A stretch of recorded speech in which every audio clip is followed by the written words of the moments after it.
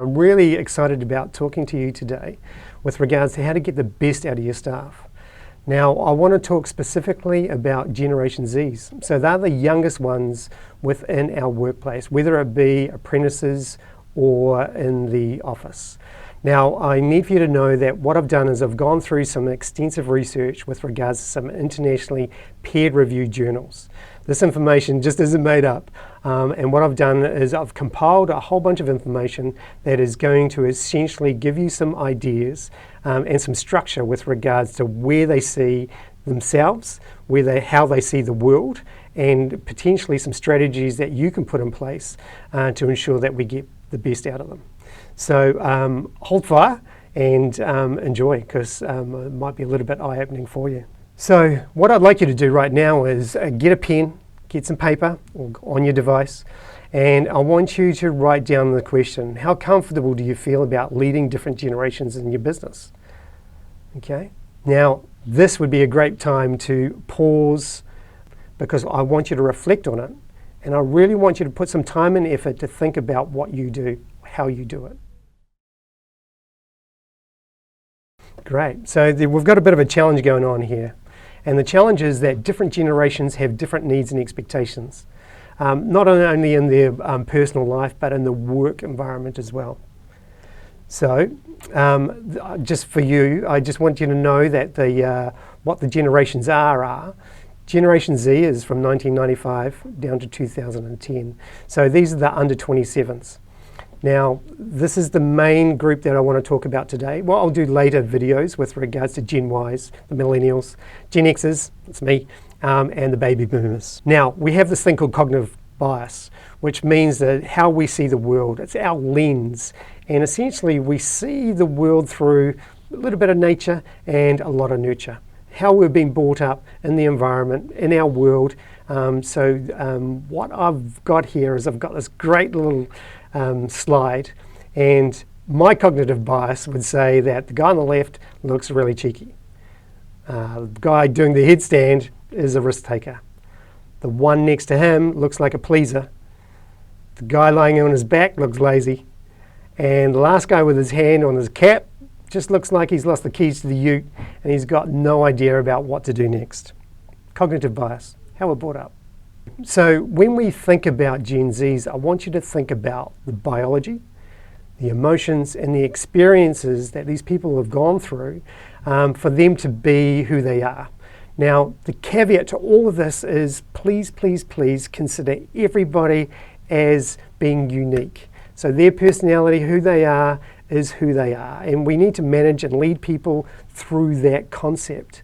But we are going to have there's some trends that are just going to help you or make your life a lot easier within the workplace. The biology can be considered as nature, and you can probably consider the emotions and the experiences a little bit of the nurture. So here we go. Biology-wise, it's really, really important for you to understand that the brain in humans doesn't physically mature until the age of 25. So you can imagine, for me, for example, if I have somebody that I'm trying to lead under the age of 25, the expectation that you need to have is that they may do some things that you don't think are very intelligent. Okay, so that's really, really important. It doesn't actually mature until the age of 25. Anyone under that, they're still growing. The brain's still growing, still developing, and there's a little bit of learning to take place. The other thing too is that sleep habits don't align with the rest of us until beyond the age of 21. So 29% of all Gen Zs spend time on their devices after 12 o'clock at night. Okay, their hormones get all jacked up probably around about that 8, 9, 10 o'clock at night, and they can't fall asleep. They do things to try and entertain themselves. They get on the blue light brigade, which is not a good thing, and they're up late. Now, biology-wise, they are sleepy in the mornings, right? So my concern is that if everybody's doing anything dangerous at 7:30 in the morning with a Gen Z, they're not going to be 100%. You know, that would be like me starting work at probably 4:30 in the morning, and I know that I wouldn't be the best version of myself at 4:30 in the morning. So please, expectation is, or understanding is, they may not be at their best before probably 9:30, 10 in the morning. The last thing I want you to do is remind yourself that we were all there. At some stage, we were all under the age of 25, and we too didn't have fully matured brains. Our sleep patterns were a little bit indifferent, and please keep that in the back of your mind when you're talking to your staff. Alrighty, so the next thing I want you to talk about is the emotions. Now I'm going to say some things here that some people might say, oh, that's a bit harsh, but once again, it's all from internationally peer-reviewed research.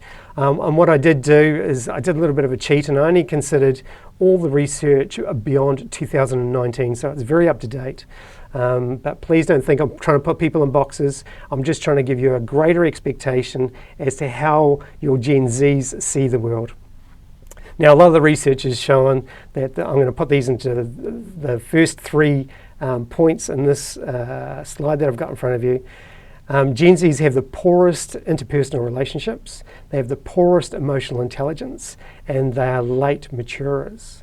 Now, what a lot of this is around them growing up in our cultures with a great deal of tech. Right, so they're very, very comfortable about getting onto a phone or a device, and a lot of the relationships that they've established have been on devices. So they see the world through a different lens. Now, it hasn't been like in my time. We would go to school, that was our social group, go to a sports group, sports club, social group, we'd go to work, social group. So a lot of our social groups were very, very small. Any kind of conflict management, any kind of concerns had to be dealt with there and then. We didn't have the opportunity of having cell phones and devices and everything else. There is a great reliance on these types of devices, so therefore Gen Zs don't have the same experience that we have with regards to conflict management face to face, having to deal with things there and then. So they're not quite there yet. Okay, it's quite trendy at the moment for people to say, oh, I'm depressed, or I'm anxious. Look, we all have worried thoughts. Doesn't make me anxious, right? But because we see, or there is a suggestion of, we see these things all the time on all devices, we have a tendency to think a little bit differently from perhaps what other generations have thought about in the past. Okay, Gen Zs are the least resilient. Unfortunately, through the education system, everybody's been told that they're really good, and the education system has a tendency to worry about or compliment people on the results rather than the effort. So what happens is that sometimes people get really, really scared about really trying to be good, because if they don't get those results, then that can cause worrying thoughts. So then people can go, oh, I'm a little bit anxious. But we need to really start thinking about rewarding and compliment people about the effort that they put into doing things, because it's that effort that gives us great results. Okay, don't worry about the results will come. It's about the effort put into certain tasks to reach those results. The great thing about Gen Zs, and this is what I love, and this is what we need to learn from these people, is that they are the most inclusive of all the generations. So, and also something to be really concerned about or wary of is that they have strong ideals about social justice. So when they're on site, or when they're in an organisation where you may have some older generations talking about things that were appropriate, culturally appropriate, I don't know, in our time, are not now. Okay, so if you've got people talking probably being a little bit disparative to gender issues, gender inclusivity, disabilities, race, creed or colour, your Gen Zs will get upset about this, and rightly so. And this is something that we need to adopt within our workplace environments to ensure that we're all like that, or more like that. So this is something that the older generations need to learn from, because these guys really, they're the flag bearers when it comes to inclusivity. And they are more honest. So that honesty does come with some awesome opportunities, but it may come up with some challenges, especially if a new apprentice is trying to be honest with you and you're not quite there yet to receive that honesty. That can cause some concerns. Alrighty, so when it comes to the experiences, so this is definitely the nurture. Gen Zs are so tech savvy. They've been brought up on this stuff, you know? Like how many babies and 2-year-olds do you see playing games on iPads? It's just like crazy stuff. So tech savvy is something that they need to be celebrated for with regards to knowing how to do things. And so this is important as well. So, you know, once again, in my day, we might have a checklist. We go to the van, we grab a pen, we do the checklist on site. And maybe more appropriately, you think about digitalizing that. Or even better, giving a Gen Z the opportunity to say, hey, can you digitalize this for us and show us how you might go about doing it? That'll make them feel really awesome, give them a great deal of autonomy. And if they can show how good they are at doing things like that, it really elevates their sense of well-being and purpose within the organization. So, and that'll make a great deal of difference. They are the most knowledgeable generation of the generations thus far, and it's because of the amount of information that they're taking in on a daily basis. Anecdotally, this is nothing from research, but I have heard, whether you want to believe it or not, that a Gen Z actually takes on more data, more information bytes than what your current computer that you're probably watching me on this presentation, than what your current computer can actually handle. So there's more information bytes in there that are taking place than what the computer in front of you can handle. Now, if that's true, that's mind-blowing from my end. Okay, so they are the most intelligent. They seek flexibility in the workplace. This may have been due to the pandemic and how they've been brought up with that early sense of seeing that people have to work from home. But flexibility in the workplace is something that they consider important. Creativity and the desire to like really experience a range of jobs. This can be difficult for us, you know, with apprenticeships per se. They're in there for 3, 4, 5 years. So and trying to get a range of experiences can be difficult for a business owner to try and work out how to deal with that. They do seek personal development, so they're really hungry for growth. But off the back of that, then there is a continual need for feedback. Okay, so once again, Gen Xers, we want to be left alone and do the job. We want feedback to know that we're doing a good job. Gen Zs need continual feedback. Okay, so 20s are a great opportunity here for you to take ownership for that and give them some feedback. And despite no experience, and I'm sure you would have had experienced this, but from their end, despite no experience from their end, they expect good salaries and often unreasonable unreasonable conditions. So the problem with that is because of what they see on the net or Facebook or Instagram or TikTok or whatever it is, they have a tendency to do social comparisons.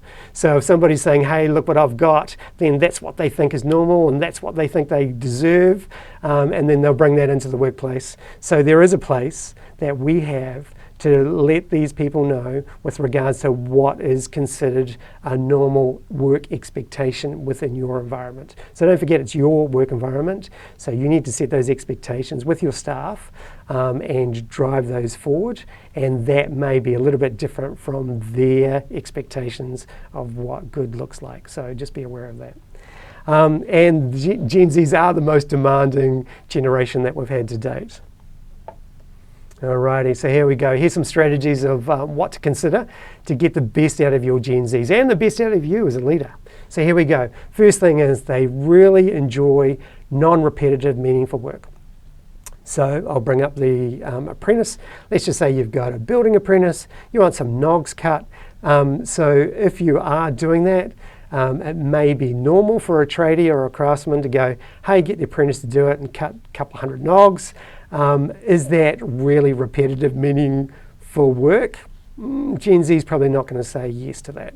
So you want to think about how you can ensure that you're keeping them really pushed with regards to what meaningful is and really push with that non-repetitive work. Now, repetition is important when it comes to learning, but we need to test that out with them because they will thrive when it's not, in their mind, not repetitive. Okay, so that's something that you're going to have to negotiate. Secondly is that 20s are important. Okay, you know that the PT way, 20s we suggest that you do it. You've got to do it weekly. Now, Gen Zs have said they need continual feedback. This is a great opportunity for you to set expectations, drive those expectations so they have a better understanding as to where you're at. The good thing about 20s here in this stage as well is that Gen Zs want to know bigger picture. They want to know bigger picture and they want to know what you stand for. So, and perhaps a little bit of their honesty, they want to know, what is it that you stand for as a business owner, because that's what they want to be a part of. They want to be part of a bigger journey. Alrighty, personal connection. Wow, look, I told you that they weren't very good at interpersonal relationships. But if you can somehow do personal connection with able to work on digital platforms at the same time, that mixture, that'll help them out and help you out considerably. So please think of that. Number 4, I've talked about big picture understanding. They really need to know why. So please, that may be a little bit uncomfortable for you to express away or not being used to it, but think about it. Think about how you can really express your vision and your bigger picture for the business and for where they sit within that business. It'll really help them out. Number 5, personal growth. They want to grow. Give them opportunities to do so. Give them opportunities where they can show what they're really good at. And really test them with regards to that. Now, once again, when it comes to personal growth, please compliment them on their effort. Don't compliment them on the result, because sometimes, as I said before, if they're worried about getting to a result, that can sometimes stop us from trying. We don't want to stop anybody from trying in the workplace. Okay, compliment them on the effort. And the last one, which is a real hard one, and I'm not quite sure, I haven't worked out a way of how somebody would be able to do this, but they are really, really keen on some kind of work-home balance. So, look, I've heard it probably about 5 or 6 times this week about, do I need to pay my staff more? Perhaps work-home balance may be a better opportunity or a different strategy that you might consider. Rather than having to pay the person more, perhaps think about what it is that they can do at home or at work or with regards to the hours that they're needing to be on site or within your workplace. So there it is. There's a pretty big snapshot with regards to how Gen Zs see the world. Look, their lens may not be the same as our lens, but because we are leaders within our work environments, we have a place to lead these people to get the most out of them. We want them to be motivated, passionate, and satisfied about doing what they do, so they work harder and go longer on more difficult tasks to get stuff done. And the only way to do that is to understand them better so we can change the way that we lead, modify, or be interested in our staff to ensure that we get the most out of them, because that's what's going to grow your business and that's what we're here for. So thank you very much. Stay tuned, because what we're going to do is I'm going to do another one on how to manage millennials. I'll do one on how to manage Gen Xers. That'll be a little bit uncomfortable for me. And I'll also do one on how to manage baby boomers. So stick with us, and I look forward to seeing you next.